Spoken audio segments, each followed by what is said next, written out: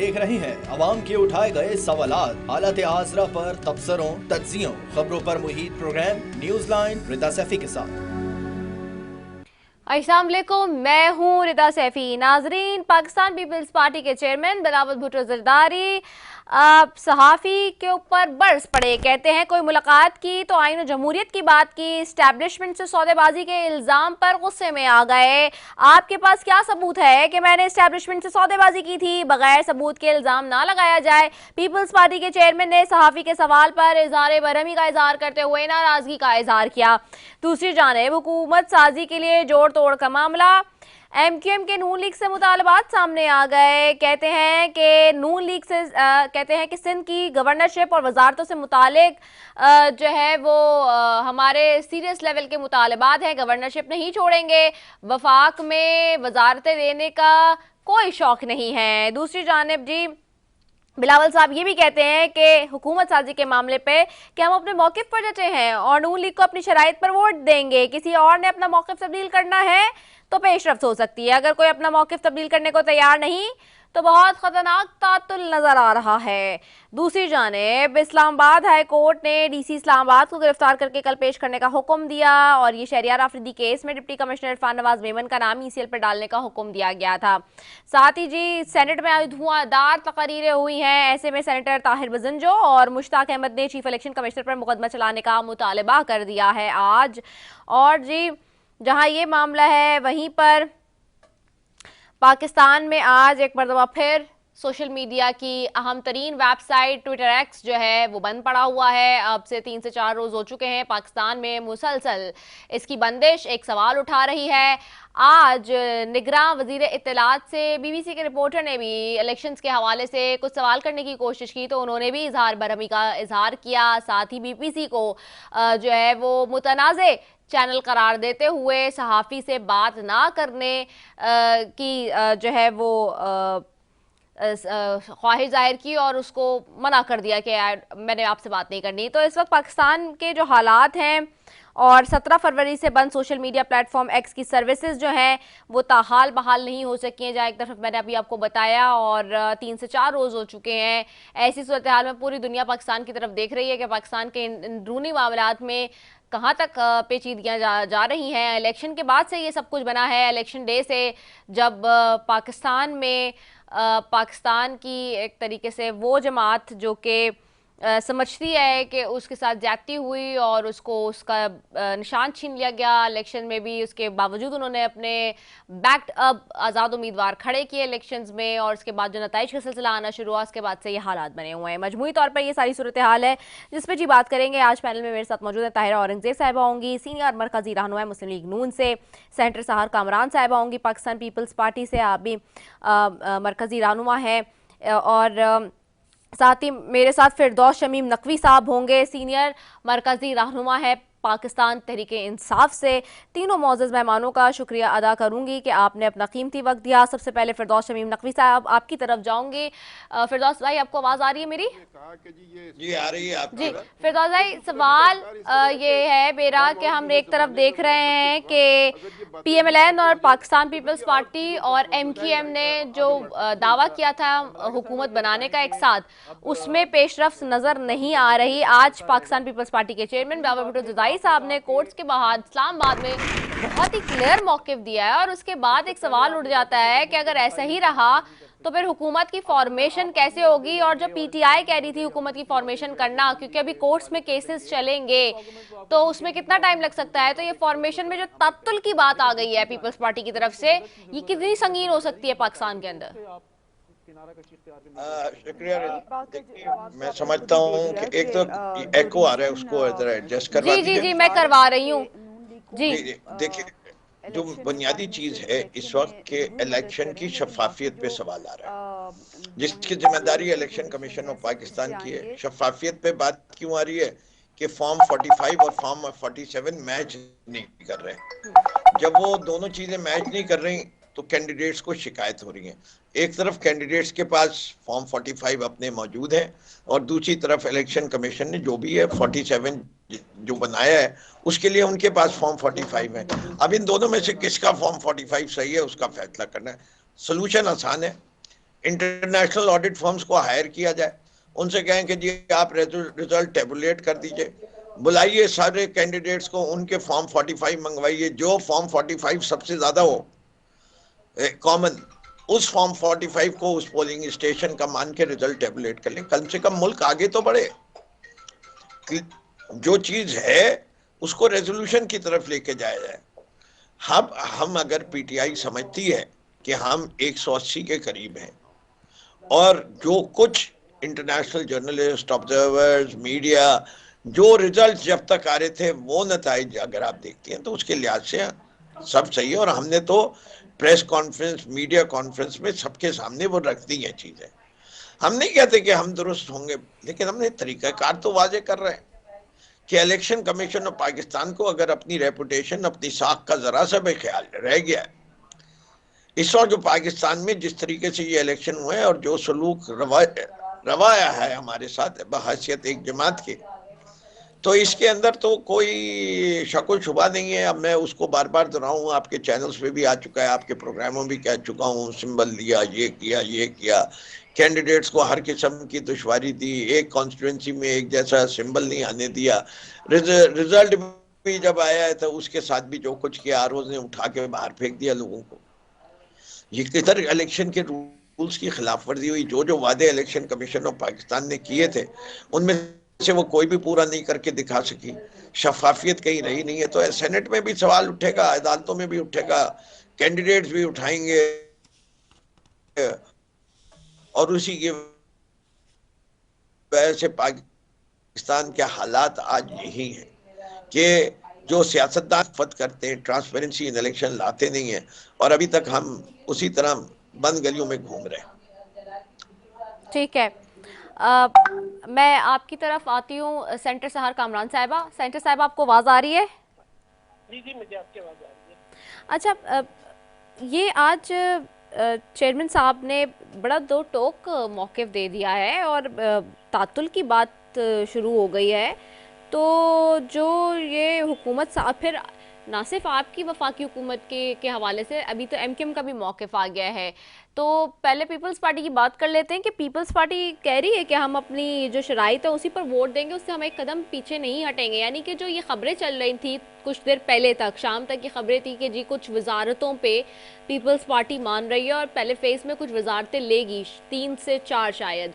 तो क्या, मैं चाहूँगी पहले तो इस बात का क्लियर भी कर दीजिएगा, तो क्या ऐसी कोई बात नहीं है, वो बात गलत चल रही थी सारे टीवी चैनल्स पे? देखिए, हमें स्पेकुलेशन की बजाय हकाइक को देखना चाहिए। जी, मेरी आवाज़ रिटर्न हो रही है? जी जी जी। पीपल्स पार्टी के चेयरमैन हैं बिलावल भुट्टो जरदारी, उन्होंने बहुत वजाहत के साथ कहा, और यही जो है पीपल्स पार्टी की सीईसी ने भी कहा कि हम ये नहीं चाहते कि मुल्क में इंतशार हो, हम ये नहीं चाहते कि मुल्क के अंदर स्टेबिलिटी हो। हम ज़रूर अगर नवाज लीग की नशिस्तें ज़्यादा है तो हम वो हुकूमत बनाना चाहते हैं, हम उनके वज़ीर आज़म को सपोर्ट करेंगे, लेकिन हम काबीना का हिस्सा नहीं बनेंगे। तो अगर पीपल्स पार्टी की तरफ से ऐसा कोई बयान आया है कि काबीना का हिस्सा हम बनने वाले हैं, वजारतें ले रहे हैं, तब तो उस पर सवाल बनता है। पीपल्स पार्टी ने जो बात की, हमने नॉमिनेट किया है सदारती उम्मीदवार साबिक सदर मुमलिकत आसिफ अली जरदारी को।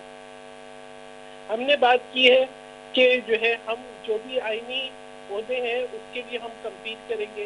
तो मैं समझती हूँ इसमें तो कोई ऐसी बात नहीं है जिससे कोई इबाहम हो या जिससे कोई और मतलब निकाला जाए। ये पीपल्स पार्टी का राइट है, हम मैंडेट लेकर आए हैं, वो अपना मैंडेट ट्रांसलेट करना है, लोगों ने हमें वोट दिए हैं, उनकी हमसे उम्मीदें हैं।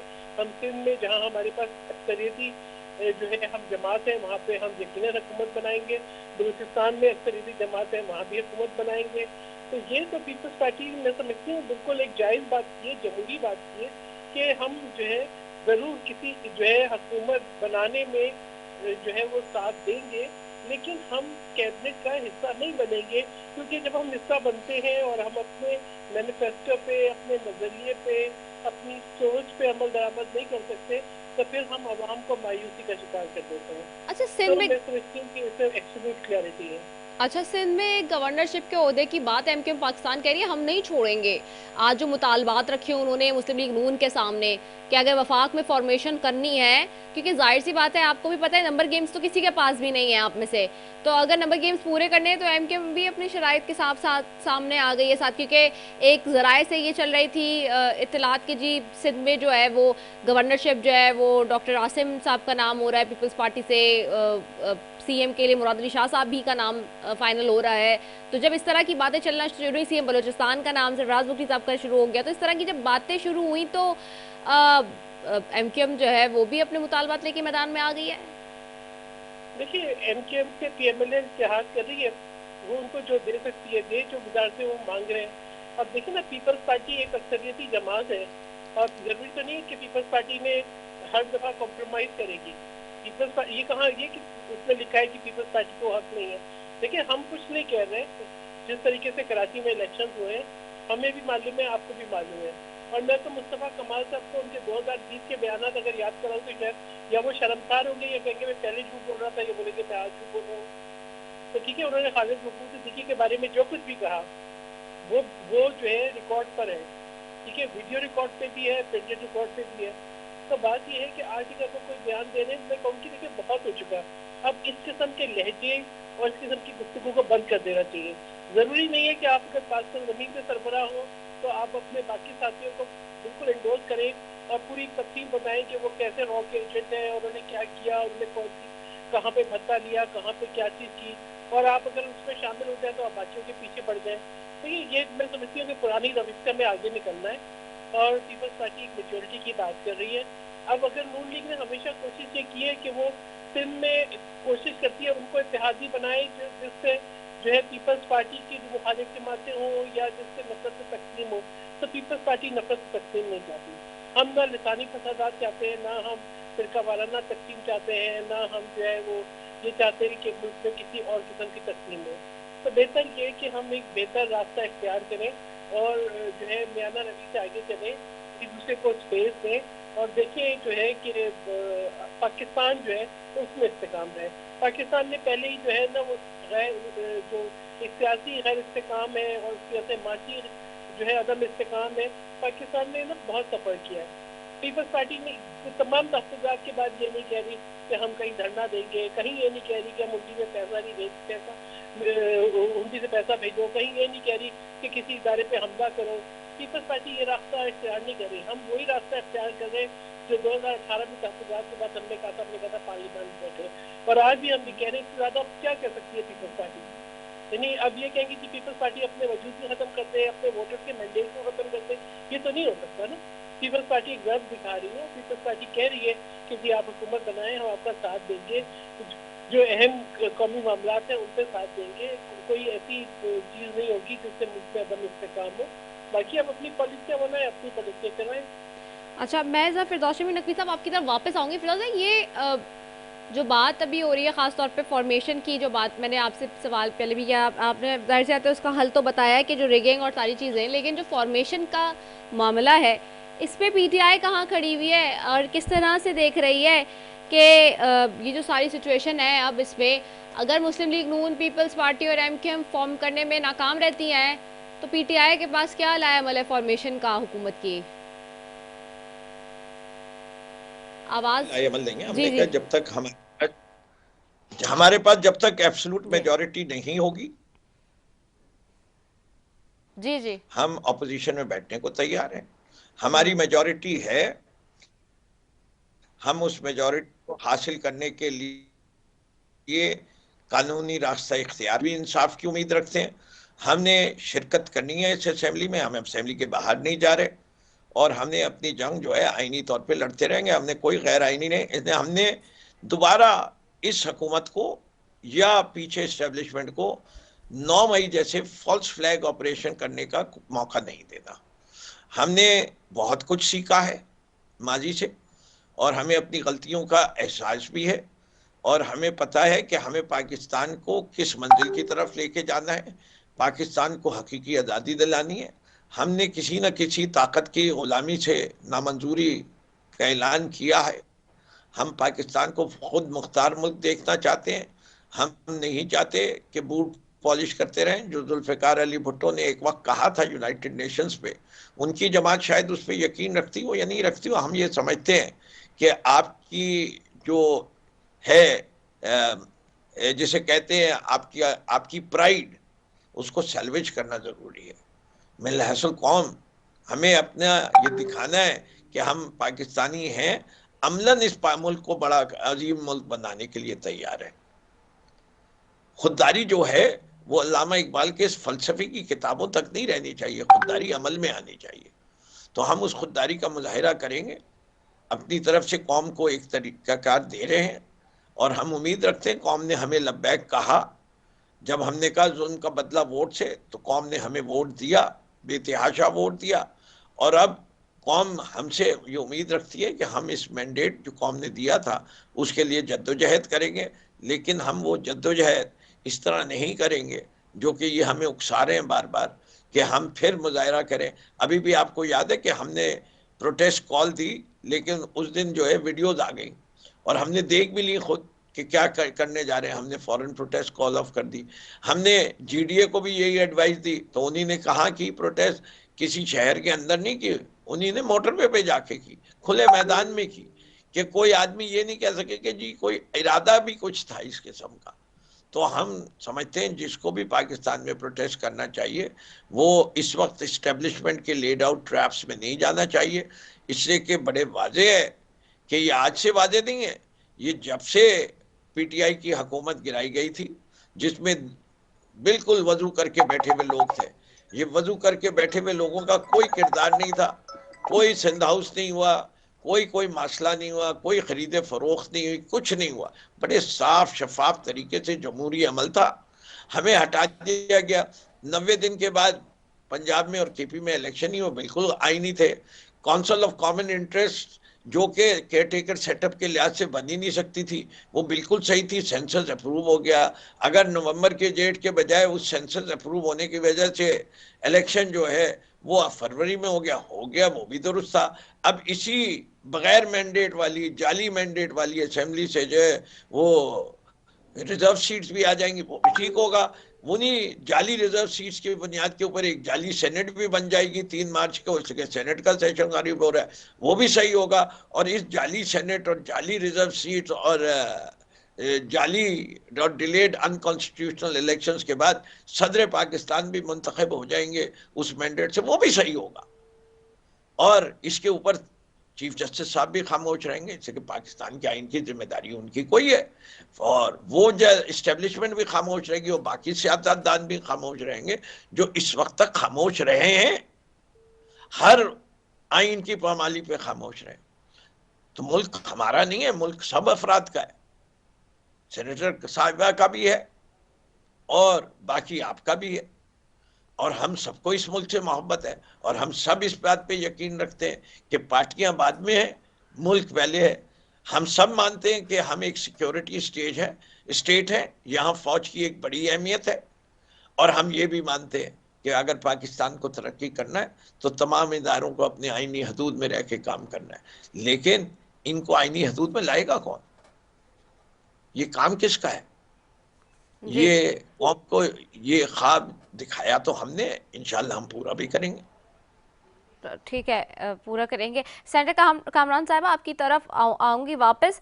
हम भी देख रहे हैं 17 फरवरी से बंद सोशल मीडिया प्लेटफॉर्म एक्स की सर्विसेज भी ताहाल बहाल नहीं हो सकी हैं। इस पे पाकिस्तान पीपल्स पार्टी ऐसे कैसे देख रही है इस जदीद दौर में जहाँ पे डिजिटलाइजेशन का दौर है, पूरी दुनिया डिजिटलाइजेशन की तरफ जा रही है, जहाँ पे सोशल मीडिया का ज़माना है, जहाँ पे main stream media, print media बहुत पीछे रह गया है। कहीं पूरी दुनिया में जब आप जाते हैं, आप देखते हैं, ट्रैवल करते हैं हमारे जैसे यंग लोग, और हम लोग देख रहे होते हैं, जो पाकिस्तान की पूरी यूथ देख रही है, सवाल कर रही है। आपके पास 70% पॉपुलेशन यूथ की है, तो वो जब देखते हैं ऐसी सूरत हाल में तो वो क्या इससे अखज़ करें कि आखिरकार क्या हो रहा है? आपको कैसा लगता है? मैं समझती हूँ कि इस तरह के मेजरमेंट काउंटर प्रोडक्टिव होते हैं, इनका फायदा कम और नुकसान जो है वो ज्यादा होता है। कभी आप जो है ना बहते हुए पानी पे बंद डालें और आप ये सोचें कि जी उसका वो जो है उससे आप रास्ता रोक लेंगे, नहीं, पानी अपना रास्ता बना लेता है। ठीक है, जिन्होंने ट्विटर अब ब्लॉक है, आप सोच रहे हैं कि आप इंफॉर्मेशन जो है वो उसके तक नहीं पहुंच सकते। मैं देखिए, प्रोपेगेंडा को जो है काउंटर करना जरूरी है, उसका एक बेहतर तरीका है कि हकाइक से काउंटर करें। ठीक है, बिल्कुल जो है प्रोपेगेंडा और जिस तरीके से फेक न्यूज और डिसइंफॉर्मेशन चलती है उससे बहुत नुकसान पहुंचा है। लेकिन इसका ये मतलब नहीं है कि इंफॉर्मेशन की रसाई को रोक दिया जाए। जब आप जो है इंफॉर्मेशन की रसाई को रोक देते हैं तो फिर आप जो है ना प्रोपेगेंडा के लिए मजीद रास्ते खोल देते हैं। तो मैं ये तो इसको बहुत समझती हूँ, इसको कंडेम करती हूँ और ये कहती हूँ कि जी ये जो ट्विटर बंद किया हुआ है इसको खोलें। बहुत सी अहम जो है वो आप तक मालूमात नहीं आती, बहुत सी अहम जो है वो जो मामलात है उनसे आपको आगाही नहीं रहती। और जो है इस तरह की जो बंदिश है ये मजीद गैर यकीनी की सूरत हाल पैदा करती है। और ये जो है जो एक होता है ना कि राइट टू इंफॉर्मेशन उसके भी खिलाफ है। तो ये जो है इसको तो मैं समझती हूँ कि बहुत कंडेम करूँगी और ये कहूँगी कि हुकूमत से इस किस्म की पाबंदियाँ ना लगाएं। जिनका रास्ता आप रोक रहे हो तो VPN लगा के अपने ट्विटर चला रहे हैं, लेकिन जो सच है वो नहीं पहुँच रहा लोगों तक, हकाइक नहीं पहुँच रहे, मालूमात नहीं पहुँच रही। तो ये ना करें, मतलब इस वक्त डिजिटलाइजेशन के ज़माने के अंदर हमें जो है अंधेरे में ना रखें। कितना पीछे धकेलेंगे कौम को। समझना चाहिए आज की जो हमारी नौजवान नस्ल है, आज जिस सदी में हम हैं उसको समझना चाहिए। उसके मुताबिक आपको जो है अपने नैरेटिव बिल्ड करने चाहिए, उसके मुताबिक आगे चलना चाहिए।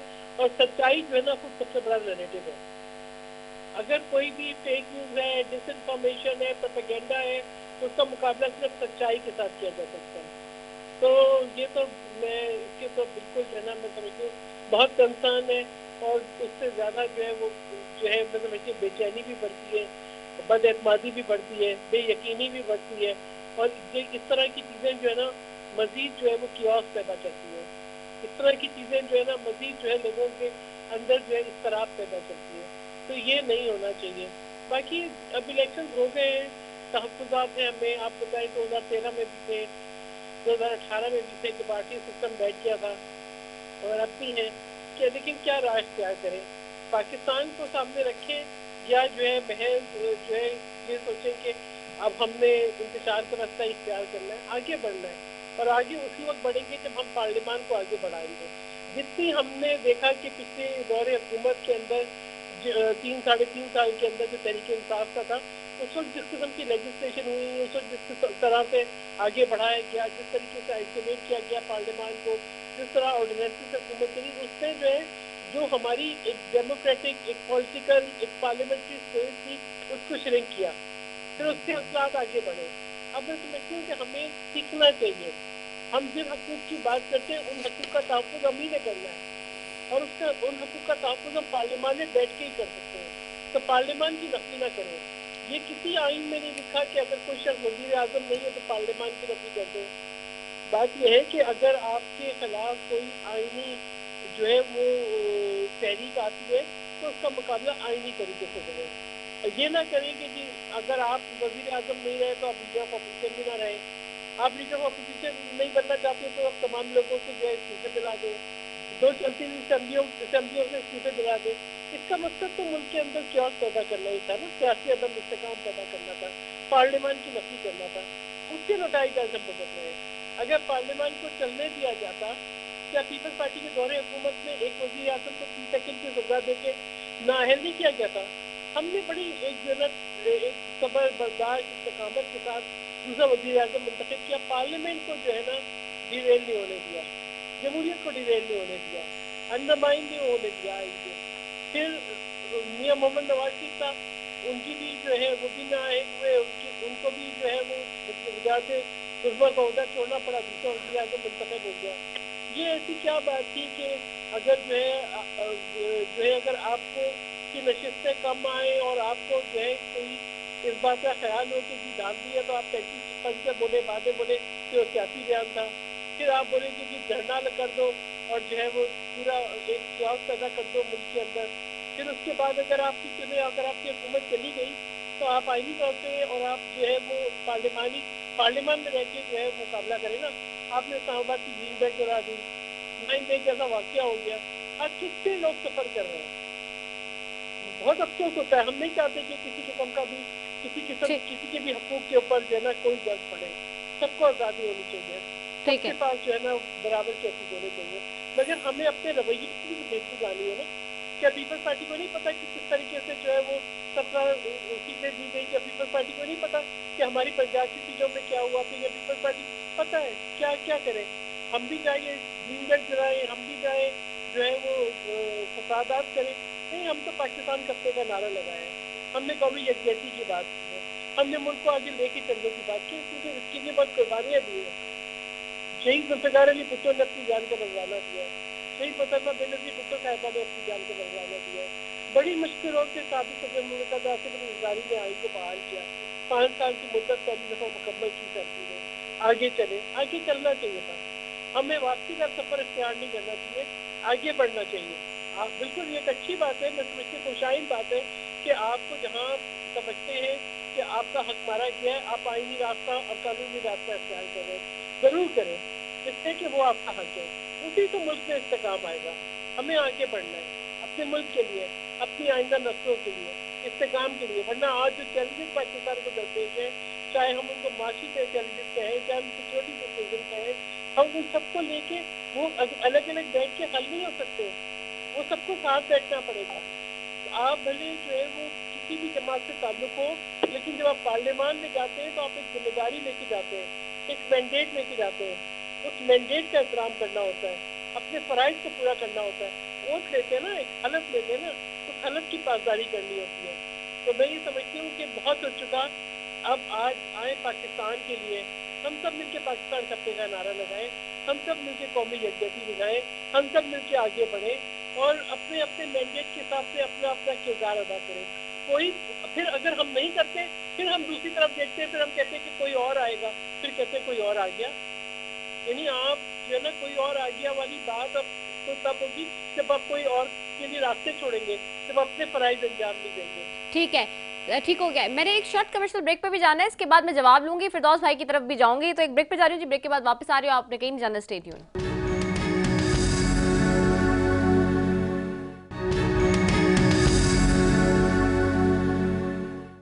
वेलकम बैक नाजरीन, और फिरदौस शमीम नकवी साहब की तरफ जाऊंगी। फिरदौस भाई, सेंटर सार कामरान साहबा जो बात कर रही थी, एक तो मैं चाहूंगी इसका रिस्पॉन्ड कर दे, दूसरा ट्विटर सोशल मीडिया की एक्स साइट जो है वो 17 फरवरी से प्लेटफॉर्म बंद है, सर्विसेज ताहाल बहाल नहीं हो सकी। आप इसको कैसे देखते हैं डिजिटलाइजेशन के ज़माने में, जहां यूथ सबसे ज़्यादा हो इस मुल्क के अंदर, वहां पे इस तरह की सूरत हाल बनी हो?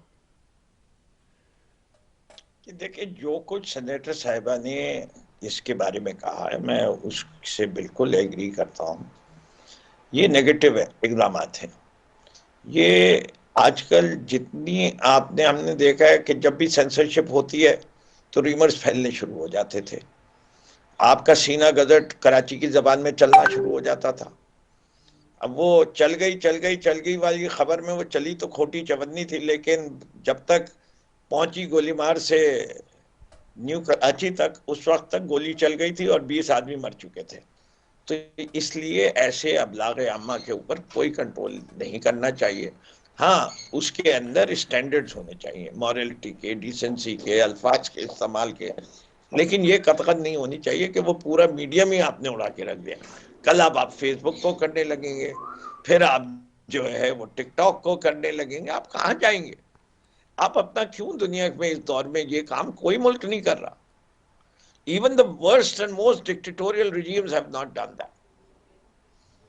तो हमने बड़े बुरे प्रेसिडेंट सेट कर रहे हैं। जो भी इस वक्त ये फैसले कर रहा है, मेरे ख्याल से वो स्टोन एज में रह रहा है और उसके पास कोई जहानत नहीं है, और वो ये समझता है कि ऐसे इक़दाम से वो पाकिस्तान के अवाम को जो है इल्म, रोशनी, आगाही को रोक देगा। नहीं मुमकिन, वो होगी। और जहां तक शहर ने बाकी बातें की हैं, पूरा सच बोल लेती तो बहुत अच्छी बात होती। उन्हीं ने अच्छी अच्छी बातें की कि हमारे वजीर आजम ने तो बड़ी कुर्बानियां दी, हटा दिए गए थे। भाई हटाई क्यों गए थे? खत नहीं लिख रहे थे। भाई खत क्यों नहीं लिख रहे थे? इसे कि जरदारी साहब ने मना कर दिया था। भाई जरदारी साहब ने क्यों मना कर दिया था? कोटेक्ना को सजा हो गई थी, उसी अकाउंट से हार खरीदा गया था, उसी हार से सब कुछ होना था। वो फिर जो है जरदारी साहब फंस जाते तो भाई करने देते, नहीं, वो भी नहीं करने दिया। उन्हीं ने वो रोका। फिर क्या किया? उन्हीं ने भेजा अपने एम्बेसडर को, वाजिद शमसुल हसन घर के गुलाम को, जो अब बरतानिया का शहरी हो गया, और सारे कागजात उठवाए और जलवा दिए।